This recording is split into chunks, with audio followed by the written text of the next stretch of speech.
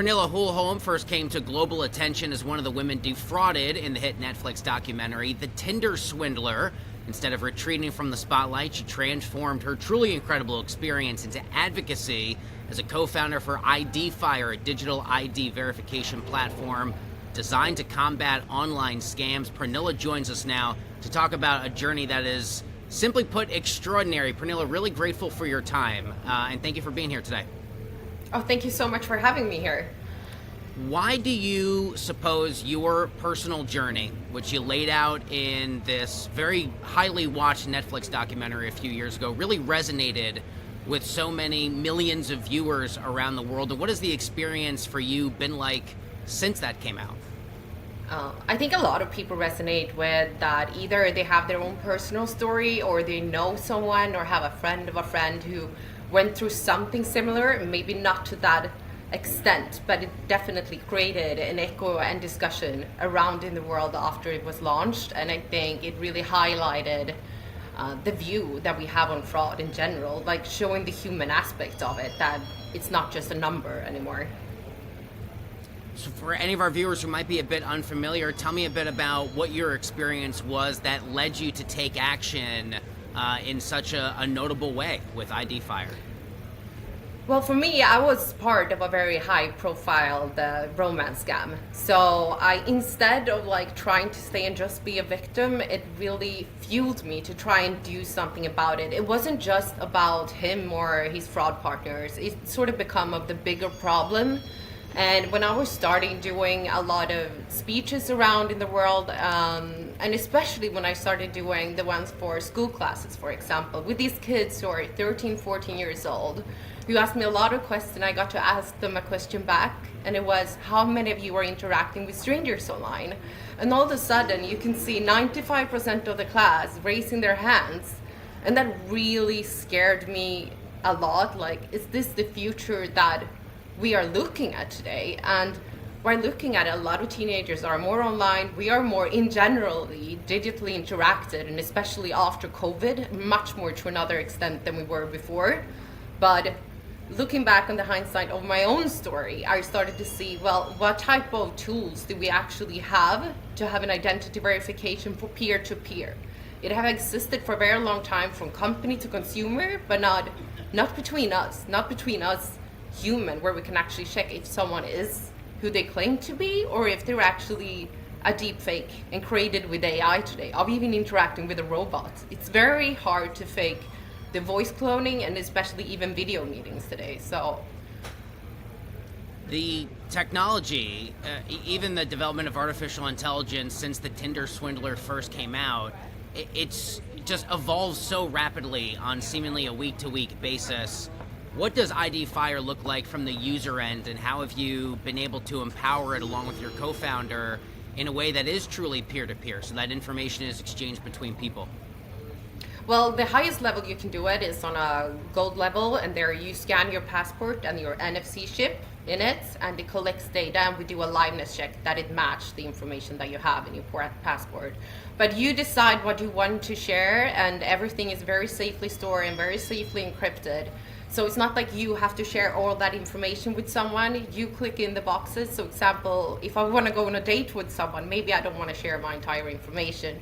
Maybe I just want to confirm that I am Pernilla and I'm 38. That's enough. And that you decide. So when both people do the identification, that's when the information is shared between. So everything is mutually shared between each other. And who is IDifier currently available to? Everyone in over 250 countries, and for 13 plus and above. So I think it's very important that we also can keep our teenagers safe in a way as well.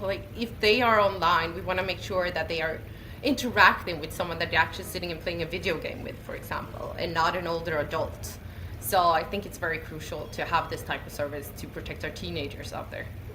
And certainly an additional parenting tool that I know a lot of families out there would be thrilled to have in terms of their children. What are some of the biggest challenges, Pernilla, that you faced as a founder of a tech platform in general, especially coming from the background that you had? Oh, interesting question.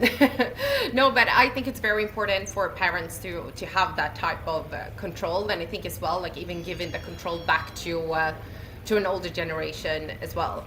So we have something that is called like a family subscription and everything on the platform as well.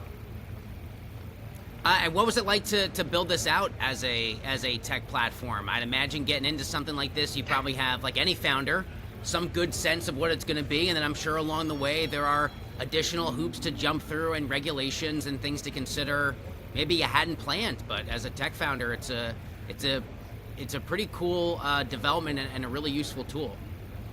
Well, of course, we had a lot of bumps on the road. Of course, in my head, I thought this was going to go way faster than it did. I think like all tech founders can resonate with that. And especially now, we are not done. This is the first edition. We are coming out with more features that are coming along with the way, which I had hoped to be here for the launch, for example. So we are not done yet. And I think that this is going to be an ongoing work, and happy to take feedback from the public and see what the consumers actually are requiring more from the platform as well.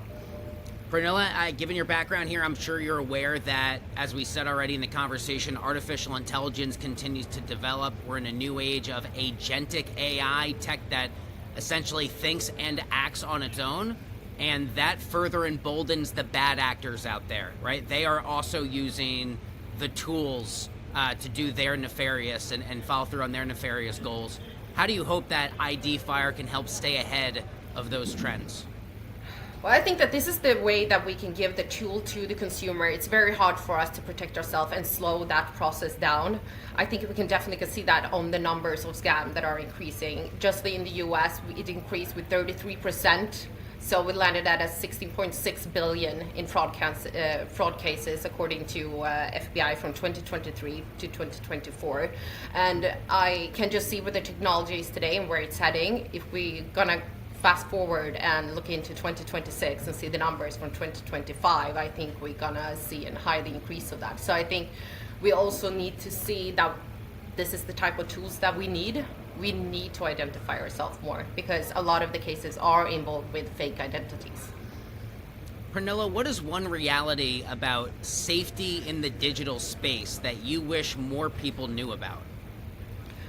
I think that people are starting to understand where the technology is today. I think a lot of misunderstanding is that we can see the difference when we, for example, go into a video meeting with someone, that we could have seen that this is fake or this is real, but that is not how it looks like today. When looking into these tools that the scammers and everything are using, it's very, very high tech. So we're gonna need the future is going to be a little bit messy, and especially where we're going to head in 10 years, and we need to adapt.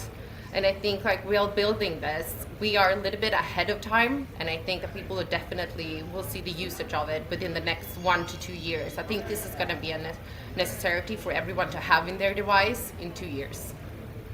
Pernilla Sjöholm, really grateful for your time, the co-founder of IDifier. It's an incredible personal story, and congratulations on being a force for good with that story. And thanks a lot for taking the time to join us today. It's great to have you. Thank you so much, and thank you for having me.